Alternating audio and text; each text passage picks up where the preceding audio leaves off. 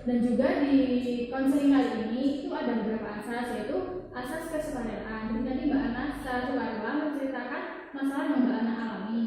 Dan yang kedua ada asas rahasia. Jadi nanti Ibu akan menjamin kerahasiaan cerita dari masalah yang Mbak alami.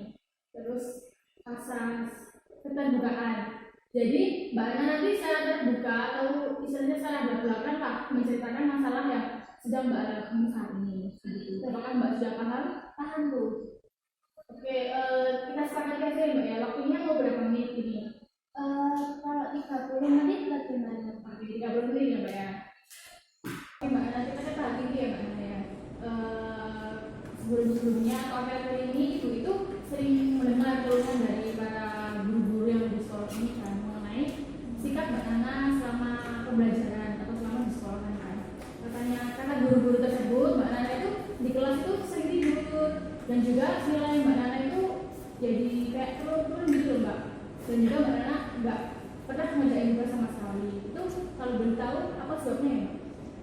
Jadi begini Bu, saya kan baru kelas 10 dan saya kan mengikuti ekstrakurikuler OSIS sama PNR kan Bu, dan itu kan pasti itu sangat menyita waktu saya Bu. Saya kan ada rapat, saya ada kegiatan, dan PNR itu kan pasti setiap hari Kamis itu kan pasti ada kayak kita simulasi pertolongan gitu loh Bu. Nah itu kan pulang saya tuh sore Bu, jadi ketika saya di rumah saya itu sudah capek Bu, sudah capek. Setelah saya bersih-bersih saya langsung tidur Bu, jadi saya tidak mengerjakan PR, terus saya menunda tugas juga Bu. Dan terkadang kan ketika ada kegiatan di sekolah itu pasti kan sudah sangat lama ya Bu, dan itu ketika pulang saya langsung tidur dan ditambah di kelas itu juga ngantuk Bu, jadi saya tidur. Itu kalau boleh Ibu tahu, kamu tidurnya kan habis pulang sekolah terus sampai mandi dulu? Enggak Bu, jadi kan ketika sudah pulang sekolah tidur terus saya main dulu, saya main sama temen Bu, biasa tuh nongkrong. Jadi kayak habis pulang sekolah tidur dulu, terus nanti bangun main sampai malam gitu. Iya. Kalau boleh Ibu tahu juga, udah berapa lama kamu ngelakuin hal itu? Semenjak saya ikut itu Bu, ekstrakurikuler itu Bu, OSIS sama PNR itu. Terus orang dekat kamu yang tahu tentang permasalahan ini itu siapa? Mungkin teman dekat saya itu sahabat saya Bu, yang sama-sama itu satu meja dengan saya. Itu Mbak Yunita Bu yang tahu. Tapi dia juga ikut itu kita PNR sama OSIS. Dia cuma ikutnya PNR Bu, kalau OSIS enggak ikut. Lalu apakah Mbak ingin mengalami perubahan bisa menjadi apa ya? Bisa merubah sikap yang negatif Mbak tadi menjadi ke hal yang positif? Saya pengen Bu, karena kan tadi Bu bilang sudah banyak guru yang membicarakan saya tentang perilaku saya ini Bu. Lalu langkah apa yang akan Mbak Ana ambil untuk Mbak Ana bisa tidur dengan lebih baik lagi dan Mbak Ana nggak menunda tugas dari guru-guru? Apa ya Bu, saya masih bingung itu. Oke, kalau gitu Ibu kasih waktu Mbak Ana 1 menit ya untuk memikirkan solusi yang akan Mbak lakukan untuk kedepannya. Bentar ya Bu, saya itu ya. Oke, gimana Mbak Ana? Sudah ada Bu. Apa? Coba jelasin. Yang pertama itu mungkin saya akan mengurangi waktu saya di OSIS dan di PNR Bu. Jadi ketika nanti kalau tidak urgent banget itu Bu, mungkin saya bisa izin agar saya bisa mengerjakan PR apa yang apapun Bu. Yang kedua, setelah pulang sekolah nanti mungkin saya bisa tidak nongkrong dulu Bu, kan kalau saya nongkrong kan sampai malam nanti jam 12 jam 11 baru pulang Bu.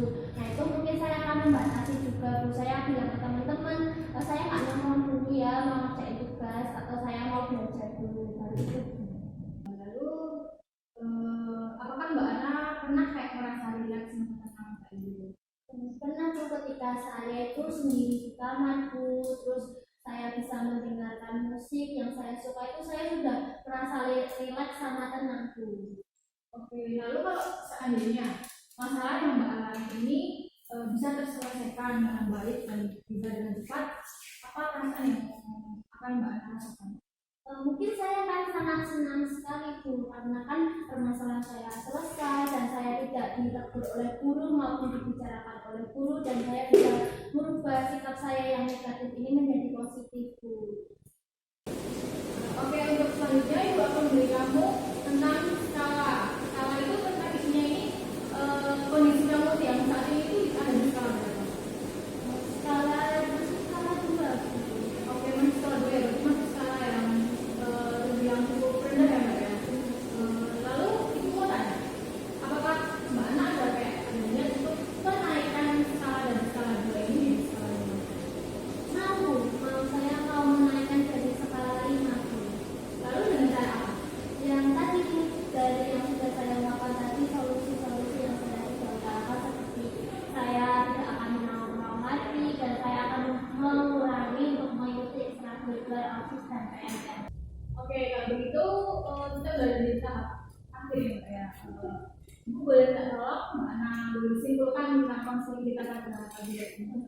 Baik Bu, dengan konseling kita pada pagi ini, saya merasa sadar Bu bahwa perilaku saya ini sangat tidak dapat dicontoh dengan baik dan saya sangat negatif Bu. Tetapi dengan setelah saya melakukan hal ini, saya mendapatkan solusi Bu. Seperti saya harus membatasi waktu, saya harus fokus pada sekolah, dan saya membatasi untuk ekstrakurikuler yang ada di sekolah juga Bu. Oke, kalau begitu kira-kira kapan Mbak akan melakukan hal yang sudah Mbak temukan? Mungkin nanti malam Bu saya akan melakukannya. Oke, kalau begitu Ibu tunggu ya hasilnya ya Mbak ya. Berarti kita jadwalkan lagi ya, karena kita akan Mungkin minggu depan Bu. minggu depannya sama kayak hari ini Mbak. Ya sama Bu. Ini juga ya Mbak ya. Sama. Oke, ini kan waktunya udah 30 menit ya Mbak ya. Jadi Ibu rasa ini cukup sekian konseling kita pada pagi hari ini. Dan oh ya jangan lupa ya Mbak ya, Mbak mengisi tentang lembar kerja peserta didik dan juga lembar evaluasi. Nanti linknya akan Ibu share ke Mbak Ana. Jadi nanti isinya akan Google Form ya Mbak ya. Baik Bu, saya akan mengisinya nanti. Oke, kalau gitu Mbak bisa kembali ke kelasnya dan melanjutkan